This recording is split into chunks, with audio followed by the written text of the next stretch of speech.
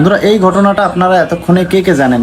দেখেন, ঢাকার শহরে ফুটপাত উচ্ছেদের যে একটা অভিযান চলতেছিল, অর্থাৎ আপনারা সবাই কম বেশি জানেন ঢাকার শহরে যত ফুটপাত আছে সকল ফুটপাত কিন্তু বিভিন্ন ব্যবসায়ীদের দখলে চলে গেছে। তাই পরিবেশটা সুন্দর করার জন্য প্রত্যেকটা এলাকার যারা ম্যাজিস্ট্রেট আছে তারা প্রশাসনের সহায়তায় ফুটপাত উচ্ছেদ অভিযান চালাচ্ছে।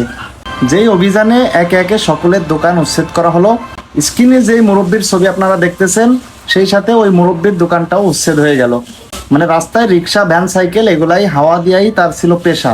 মানে ওখানেই থাকা, ওখানেই খাওয়া, তার জীবনটাই পার হয়ে যাচ্ছে ওই ফুটপাতে। যখন তার দোকানটা ভেঙে দেওয়া হলো, সে আকাশের দিকে তাকিয়ে কান্না করতেছিল। কোনো এক সাংবাদিক জিজ্ঞেস করতেছিল, এখন আপনি কোথায় থাকবেন? মুরব্বী বলল, আমার থাকার আর জায়গা নাই, যদি আল্লাহ এখন নিয়ে যেত তাহলে এখান থেকে আমি লাশ হয়ে যেতাম।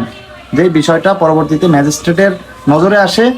পরবর্তীতে ম্যাজিস্ট্রেট একটা সিদ্ধান্ত নেই যে এখানে একটি মাত্র দোকান যা ভাঙা হবে না, সেটা হলো এই মুরব্বির দোকান। ম্যাজিস্ট্রেটের প্রতি সত্যি মনের গভীর থেকে স্যালুট।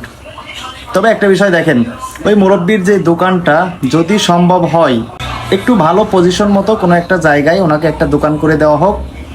আর যাই হোক, আইনটা সবার জন্য সমান থাক। ওই মুরব্বি চাচা তারও একটা কর্মস্থল হোক, দেশের সকল ফুটপাত যেন সাধারণ মানুষ ব্যবহার করতে পারে।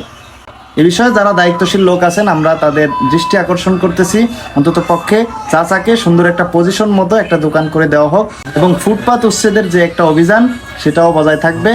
কাজে সবকিছুই সুন্দর হবে ওই মুরব্বী চাচার জন্য। এবং যেই ম্যাজিস্ট্রেট এমন সহানুভূতি দেখিয়েছে সেই ম্যাজিস্ট্রেটের জন্য দুজনের জন্যই দোয়া ও ভালোবাসা রইল। আল্লাহ তিনাদের দুজনকেই সুস্থতা দান করুক, আমিন।